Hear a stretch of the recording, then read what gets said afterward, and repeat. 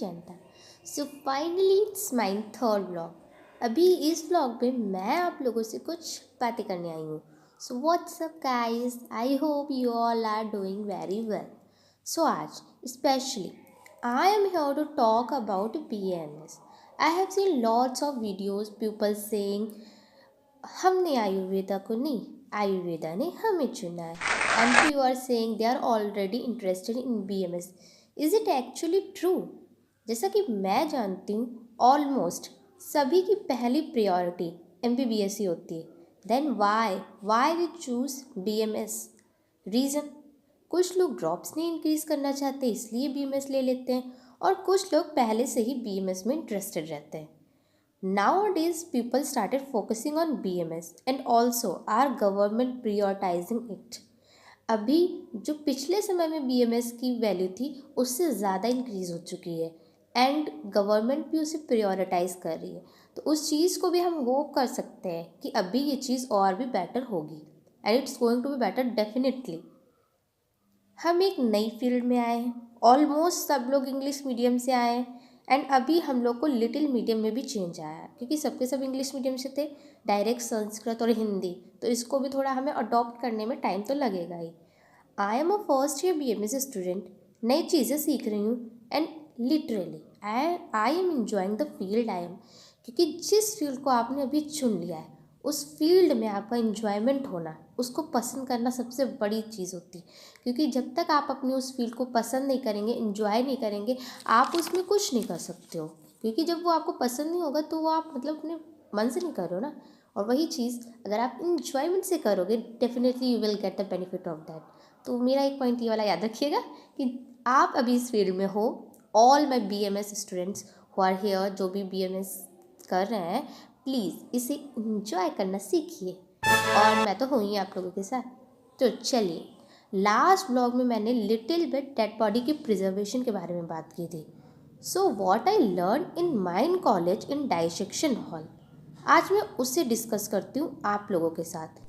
Reason क्या है कि मैं आप लोगों के साथ डिस्कस कर रही हूँ, क्योंकि अभी तो मेरा भी पहला ईयर है, और ये भी नहीं कि मैंने पहला ईयर के 6-7 महीने हो गए, इट्स ऑलमोस्ट ओनली 2 मंथ्स मैंने कंडक्ट किए। वाई? द रीज़न कि मैं जो भी मुझे डाइसेक्शन हॉल में सिखाया गया डेड बॉडी का प्रिजर्वेशन, पहला एक्सपीरियंस था लाइफ का और बेस्ट एक्सपीरियंस था। जो भी मैंने सीखा, जो भी मैंने समझा, वो मैं एक वीडियो के थ्रू अपना रिकॉर्ड करती हूँ और फिर उसको एक यूट्यूब प्लेटफॉर्म पर डाल दूँगी। इससे मेरा फ़ायदा है कि मैंने जो भी याद किया उसे रिकॉर्ड आउट किया, एंड उसे एक बार फिर से देखा, तो जो चीज़ें मुझे नहीं याद हुई होंगी वो मुझे रिकॉल हो जाएंगी, क्योंकि चीज़ें बोल बोल कर ज़्यादा याद होती हैं। इसलिए तो फ़ायदा किसका है? मेरा भी है, और थोड़ा जो भी लोग आप मेरी वीडियो देख रहे होंगे, मे भी उन्हें कुछ तो सीखने को मिल ही जाएगा। This is my medical life, इसमें काफ़ी स्ट्रगल्स तो होंगे ही ऑफकोर्स।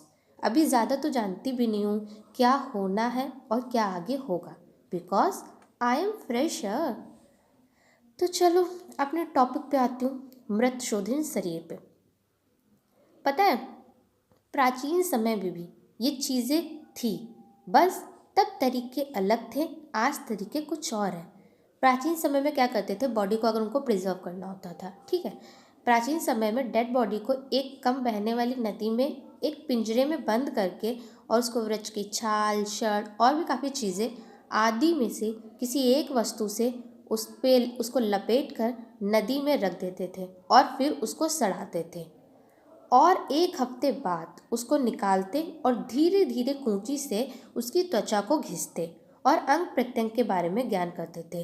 कुछ तो ऐसे भी थे कि लाइक हम उनको नहीं देख सकते नेक डाई से, तो उसके लिए हम माइक्रोस्कोप भी यूज़ करते थे।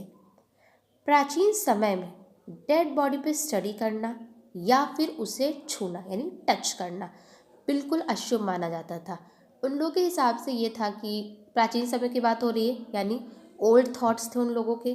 तो वो लोग कहते थे कि कोई भी अगर इंसान लाइक जिसकी डेथ हो गई है, उसकी डेड बॉडी हमें नहीं टच करनी चाहिए, ना उस पर कोई स्टडी करनी चाहिए। पर सुश्रुत ने कहा था अगर हम टच नहीं करेंगे, उसको डाइसेक्ट नहीं करेंगे, तो हमें बॉडी के अंगों के बारे में तो कोई नॉलेज ही नहीं होगी, और जब तक हमें नॉलेज नहीं होगी हम पेशेंट को ट्रीट नहीं कर सकते।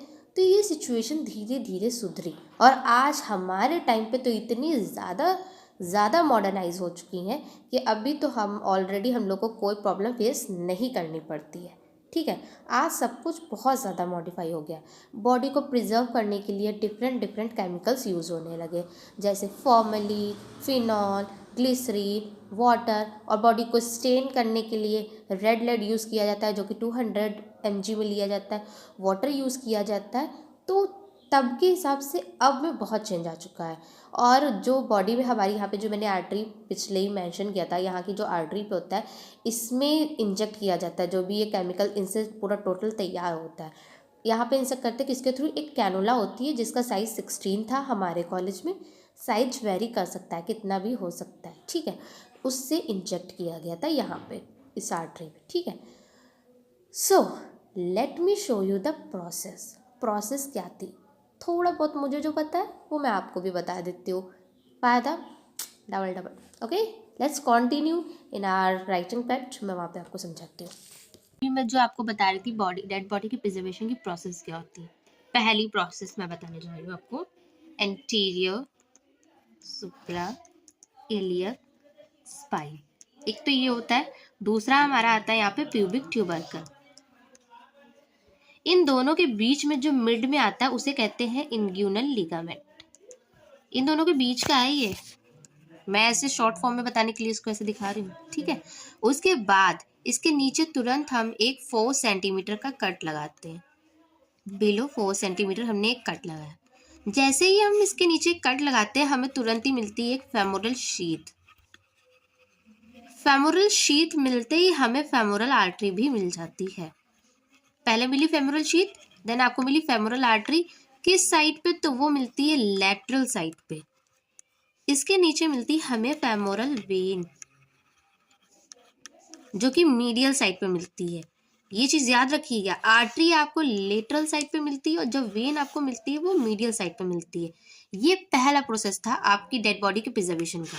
अगर इसका सेकेंड प्रोसेस पूछा जाए क्या होता है, तो वो होता है आर्क ऑफ आयोर्टा, जिसमें आपको 3 चीजें मिलेंगी।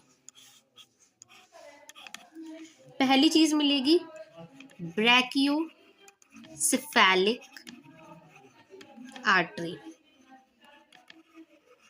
दूसरी चीज मिलेगी आपको लेटरल साइड पे कॉमन कैरोटॉइड आर्टरी, कॉमन कैरोटॉइड आर्टरी। तीसरी चीज जो आपको वो भी लेटरल साइड पे ही मिलेगी, दैट इज सब क्लेवियन आर्टरी, सब क्लेवियन आर्टरी। तो आपको 3 चीजें मिली, क्या क्या मिली, ब्रैकियोसेफेलिक आर्टरी, लेटरल साइड पे कॉमन कैरोटॉइड आर्टरी, फिर लेटरल साइड पे एक सब क्लेवियन आर्टरी। 3 आर्टरी आपको मिली है, ब्रैकियोसेफेलिक और आपको कैरोटॉइड और सब क्लेवियन आर्टरी। तो ये था हमारी डेड बॉडी का प्रिजर्वेशन, और होप कि मैंने बहुत ही इजी वे में इस टेबल को बनाया है।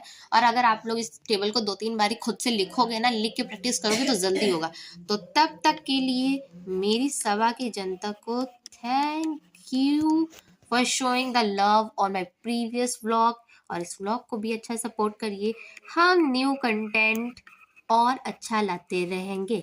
एंड द वन थिंग, हमारे बैचमेट्स भी इसमें इंक्रीज होने वाले हैं, मतलब आपके साथ बातचीत करने सिर्फ सबा नहीं, सबा के बैचमेट्स भी आएंगे।